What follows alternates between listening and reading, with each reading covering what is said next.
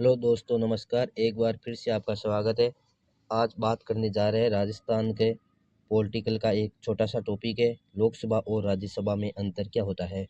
काफ़ी लोगों में कंफ्यूज है, तो इसका अपन आज छोटे से वीडियो के माध्यम से इसका कंफ्यूज दूर करते हैं। लोकसभा और राज्यसभा में अंतर क्या है। राज्यसभा और लोकसभा में मुख्य रूप से अंतर।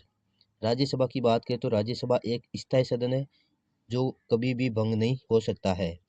प्रत्येक 2 वर्ष के बाद में इसके 1/3 सदस्य अवकाश ग्रहण करते हैं और पुनः निर्वाचित हो जाते हैं।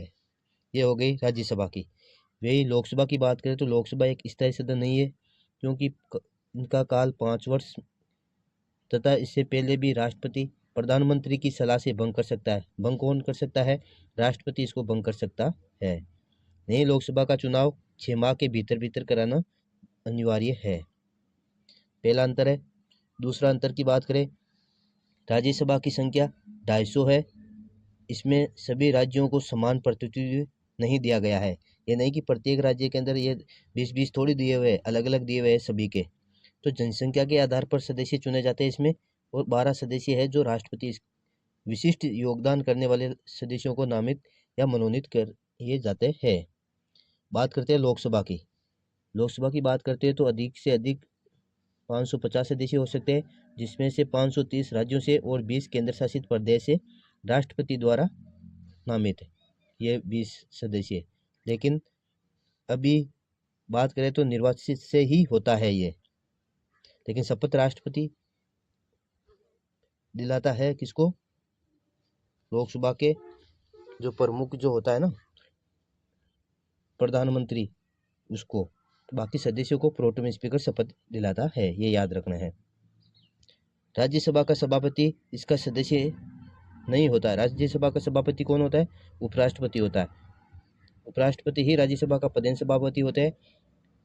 इसका उपसभापति इसका सदस्य होता है, तथा राज्यसभा के सदस्य ही इसका निर्वाचन करते हैं।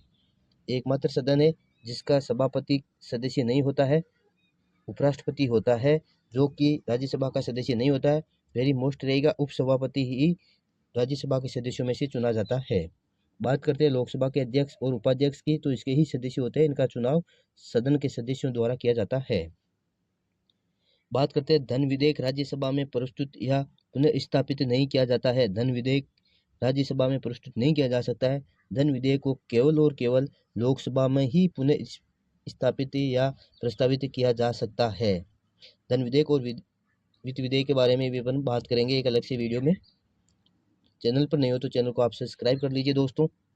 धन विधेयक के संबंध में राज्यसभा को केवल और केवल सिफारिश करने का ही अधिकार है। 14 दिन का समय मिलता है। यदि इस विधेयक को वापस नहीं लौटाते हैं तो ये समझा जाएगा कि ये पारित हो गया है। लोकसभा राज्यसभा की सिफारिश मानने के लिए बाध्य भी नहीं है। धन विधेयक के संबंध में लोकसभा को अंतिम एवं वास्तविक अधिकार होता है। धन विधेयक के बारे में लोकसभा ही अंतिम और वास्तविक अधिकार रखती है।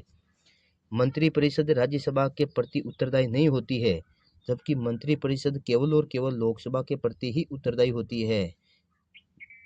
मंत्रिपरिषद में कैबिनेट मंत्री, राज्य मंत्री, स्वतंत्र प्रभार, उप मंत्री सभी आते हैं।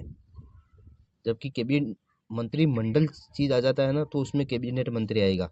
तो मंत्रिपरिषद केवल लोकसभा के प्रति ही उत्तरदायी रहेगी, सभी मंत्री।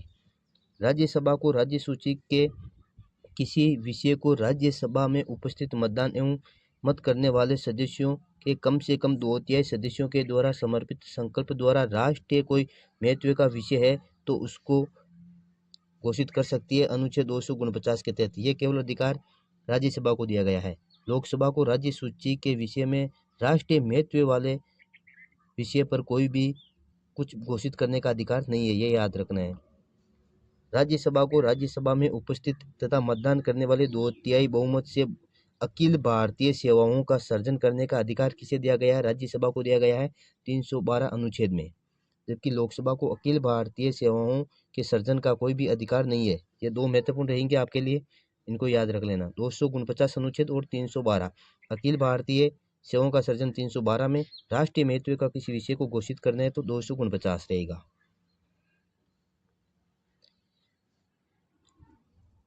बात करते हैं जब लोकसभा भंग हो जाए तथा आपात स्थिति लागू कर दी जाए तो उसका अनुमोदन राज्यसभा ही करती है। वेरी मोस्ट है, अगर लोकसभा भंग हो जाए, आपात स्थिति लागू कर दी जाए तो राष्ट्रपति शासन, जैसे आपातकाल लग गया, वित्त आपातकाल लग गया, राष्ट्रीय आपातकाल लग गया, तो उसका अनुमोदन कौन करेगी? राज्यसभा करेगी।